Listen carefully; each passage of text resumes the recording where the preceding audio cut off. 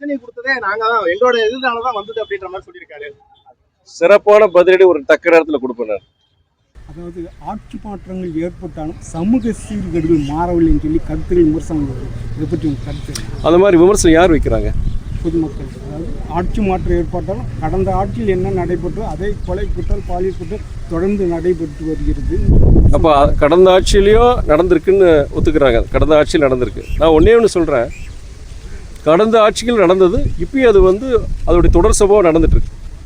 குறைந்தபட்சம் 6 மாதங்களாச்சும் ஒரு அரசாங்கத்துக்கு ஒரு அவகாசம் கொடுக்கணும் தான் நான் சொல்கிறேன். நான் ஏற்கனவே உங்களுக்கு தெரியும் பல பிரச்சனைகள், சட்டம் ஒழுங்கு பிரச்சனை இருக்குது. போதை கலாச்சாரம் இன்றைக்கி நம்ம எல்லா இடங்களையும் நம்ம பார்க்குறோம். நம்ம அதை கட்டுப்படுத்துறதுக்கு உண்டான முயற்சியில் புதிய அரசு ஈடுபட்டிருக்கிறாங்க.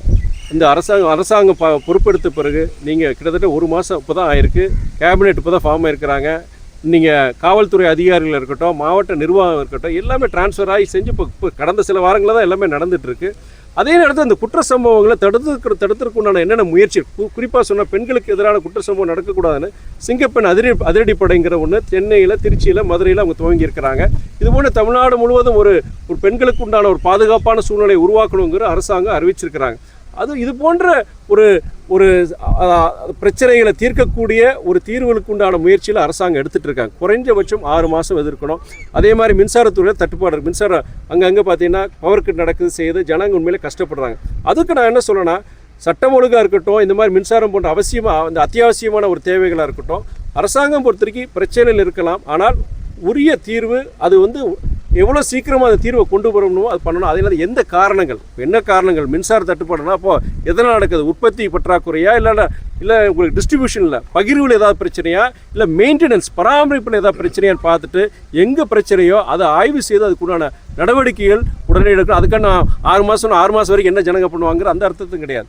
உடனே சில தீர்வுகளுக்குண்டான அந்த முயற்சியில் அரசாங்கம் எடுக்கணும். இன்று நடைபெற்ற திமுக மகளிர் மாநாட்டில் ஸ்டாலின் அவர்கள் தாவேக்க அரசுக்கு மக்களை காப்பாற்ற வேண்டும் சொல்லி தன்னுடைய கருத்தை பதிவு செய்து. இதை பற்றி உங்கள் கருத்து எப்படி? என்னங்க? அதாவது இன்று நடைபெற்ற திமுக மகளிர் மாநாட்டில் முன்னாள் முதல்வர் அதாவது தாவேக்க அரசுக்கு மக்களை காப்பாற்ற வேண்டும் சொல்லி தன்னுடைய கருத்தை பதிவு செஞ்சிருக்கார். அவர் ஒரு அரசியல் இயக்கத்துடைய தலைவர், அவருடைய கருத்தை சொல்லியிருக்கிறாரு. அந்த கருத்துக்குண்டான பதிலை அரசாங்கம் கொடுக்கணும். என்னை பொறுத்த வரைக்கும்னா, என்கிட்ட என்ன கேட்டீங்க, இந்த பிரச்சனை குறித்த கேள்விகள் கேட்கும்போது ஆமாம் பிரச்சனை இருந்தது, அந்த பிரச்சனை புயும் தொடருது. ஆனால் அந்த பிரச்சனைக்குள்ள தீர்வு இந்த அரசாங்கம், அது ஒரு தீர்வுக்குண்டான முயற்சிகள் இந்த அரசாங்கம் எடுக்குன்னு சொல்கிறேன் நான். அவரோட அந்த இன்னொரு இயக்கத் தலைவரோட அவர் தான் அது சொல்லணும். நீங்களே இந்த அரசாங்கம் அந்த பதில் சொல்லணும். அதாவது மதிமுகவினுடைய தலைமை அலுவலகம் தாயகத்தில் இந்து பரிவார அமைப்புகள் முற்றுகையிடுவதாகவும் அதை காப்பாற்றுவதற்கு மல்லைய சத்தியா பரிவாரங்கள் வருவதாக தன்னுடைய கருத்தை பதிவு செஞ்சிருக்கு. இதை பற்றி உங்கள் கருத்து?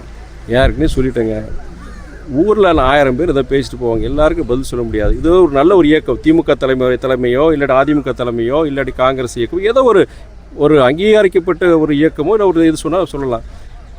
யார் சொல்கிறதுக்கு நம்ம பதில் சொல்லிட்டு இருக்க முடியாதுங்க. அது அவருடைய கருத்து.